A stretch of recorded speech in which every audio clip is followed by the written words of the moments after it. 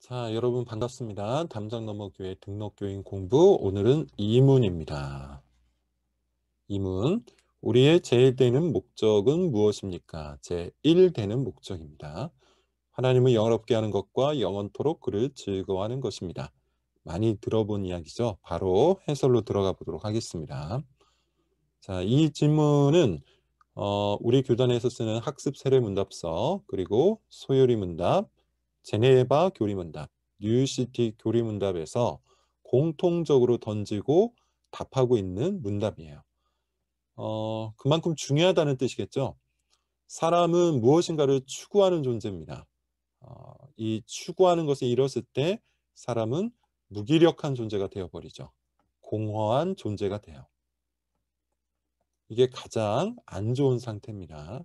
모든 사람들은 기본적으로 무엇인가를 추구하도록 지음을 받았기 때문이에요. 열심히 사는 사람, 겉으로 보기만 해도 무엇인가를 추구하는 것이겠죠. 돈을 위해, 성공을 위해, 명예를 위해, 관계를 위해 열심히 살아가는 사람들이 분명히 있어요. 반면 게으르게 사는 사람도 있는데 사실 그도 무엇인가를 추구하는 거예요. 뭘 추구하는 걸까요? 평안, 편리, 쾌락 등을 추구하는 거예요. 익숙함을 추구해 나가는 것이죠. 그렇게 사람마다 추구하는 것이 달라서 그 양상은 조금씩 다른 모습으로 나오지만 결국 모든 사람들은 무엇인가를 추구하면서 산다는 것이죠. 추구하지 않는 사람은 없습니다. 자, 그 말은 뭐냐 하면 특별히 우리가 성경적 신학적으로 말할 때 사람이 그렇게 만들어졌다는 것을 의미해요. 사람은 동물과 다릅니다. 본능으로만 움직이지 않고 본능이 채워졌다고 또 그걸로 끝나지 않아요. 사람에게는 무엇이 필요하냐면 만족감, 곧 행복이 필요해요. 사실 사람은 먹고 마시는 것만을 위해서 살아가지 않죠. 사람은 만족을 위해서 삽니다. 행복을 위해서 살아요. 그것을 추구하면서 삽니다. 그렇게 만들어졌기 때문이에요. 자, 하나님께서는 사람을 그렇게 만드셨어요. 기능적으로 사람은 무엇인가를 추구하면서 살아가도록 만드셨는데 그냥 그렇게만 만들고 끝나신 것이 아니라 어떤 상태에서 가장 만족스러울지도 결정해 놓으셨어요. 그게 바로 이겁니다. 하나님을 영화롭게 하고 영원토록 그를 즐거워하는 것. 이게 제1 목적이라고 했죠. 이 제1 목적을 향하여 나아가고 그것을 이루었을 때 가장 행복하도록 만들었다는 거예요. 이것을 추구할 때 사람은 최고의 행복을 느끼도록 만들어졌습니다. 그러므로 우리 인생의 목적, 하나님을 영화롭게 하고 영원토록 즐거워하는 것, 이 인생의 목적은 곧 우리의 행복을 위한 거예요. 자, 이런 말이 있더군요. 모든 삶과 행위에 있어서 그것이 그의 지고한 선과 행복이라는 확신을 갖고 그것을 사모하고 찾기 위해 뜻을 두고 계획하며 노력하는 것을 의미한다. 자, 말이 조금 어려운데 무슨 뜻입니까? 쉽게 이야기하면 하나님을 영화롭게 하고 영원토록 그를 즐거워할 때 참으로 행복하다는 뜻이에요. 그래서 그것을 추구하게 된다는 뜻이죠. 자, 이 말을 오해할 필요는 없습니다. 어떤 사람들은 반문을 하기도 해요. 다른 목적들이 필요가 없다는 말이냐? 예를 들어서 가족을 위해 돈을 벌어야 되는데 돈을 우리 인생의 목적으로 두면 안 되냐? 또 피곤하고 지쳐서 여가 계획을 짜는 것, 여가의 목적을 갖는 것, 그것도 잘못된 거냐? 지금 하고 있는 일을 더 발전시키기 위해서 공부 계획을 갖는 것, 그런 인생의 목적을 갖는 것, 이거 잘못된 거냐? 이렇게 물어보기도 하는데 그런 의미가 아닙니다. 우리는 이런 것을 할 수 있어요. 전혀 문제가 없습니다.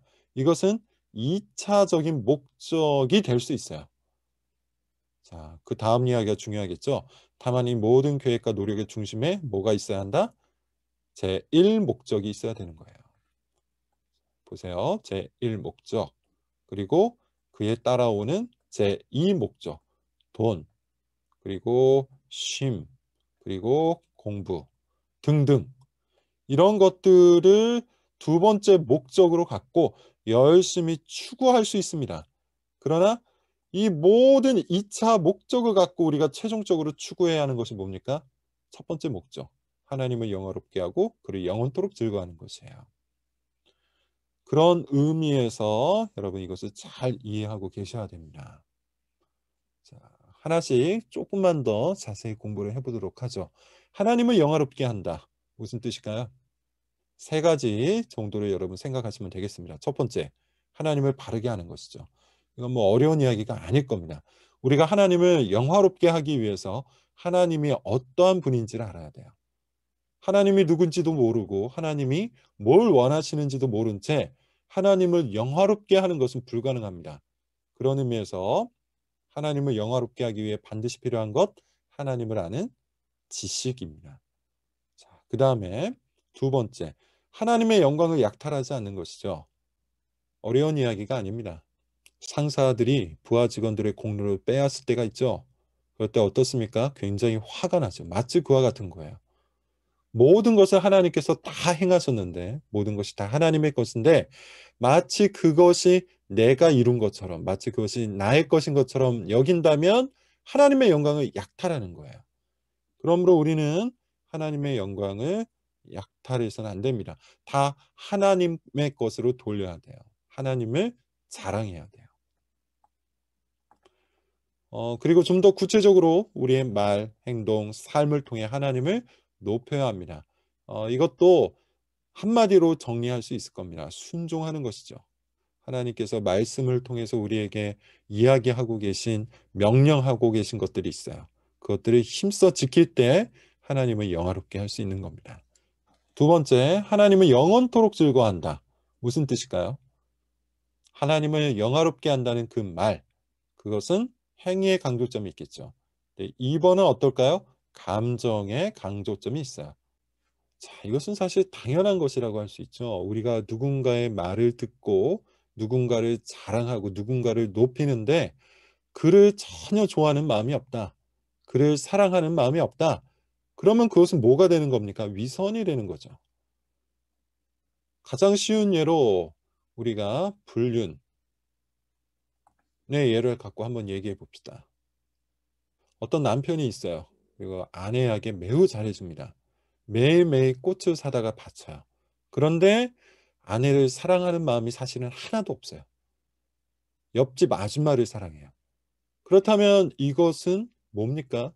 겉으로는 아내를 사랑하는 행위를 다 하지만 사실상은 아내를 사랑하는 것이 아니죠. 그런 것을 불륜이라고 합니다. 성경은 이것을 간음이라고 하죠. 하나님의 말씀을 지킵니다. 하나님을 영화롭게 한다고 말도 해요. 그런데 그 마음속에 하나님을 즐거워하는 것이 없어요. 이것은 영적인 간음일 수밖에 없는 것이죠. 그런 의미에서 우리가 정말 인생의 제1 되는 목적을 이루려면 하나님을 영원토록 즐거워하는 마음을 갖고 하나님을 영화롭게 해야 돼요. 그러기 위해서 우리에게 필요한 것이 뭘까요? 은혜죠. 하나님께서 우리에게 베푸신 은혜가 얼마나 크고 놀라운지를 알아야 돼요. 그래서 우리는 말씀을 읽고 기도를 하고 성례에 참여하는 겁니다. 말씀을 통해 하나님의 은혜를 맛보고 기도를 통해 하나님의 도우심을 체험하고 성례를 통해 하나님께서 우리에게 베푸신 구원을 다시 한번 확증할 때 우리는 진정 하나님을 즐거워할 수 있게 되는 것이죠. 그와 같이 사람의 제1 되는 목적, 제1 되는 목적은 감정과 행위가 합쳐져서 하나님을 높이는 거예요. 그와 같이 하나님을 참으로 사랑하고 하나님을 참으로 높이는 우리 모든 성도들이 되시기를 바랍니다.